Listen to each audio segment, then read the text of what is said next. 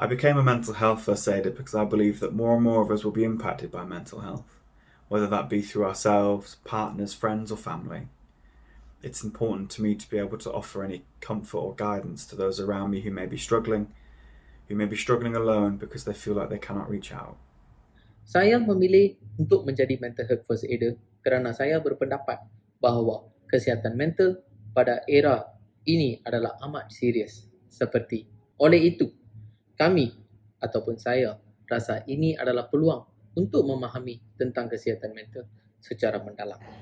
Formo parte de este equipo como voluntaria porque tengo formación académica en psicología y considero que la salud mental es muy importante porque si una persona tiene una buena salud mental va a poder afrontar las demás situaciones de la vida de una mejor manera.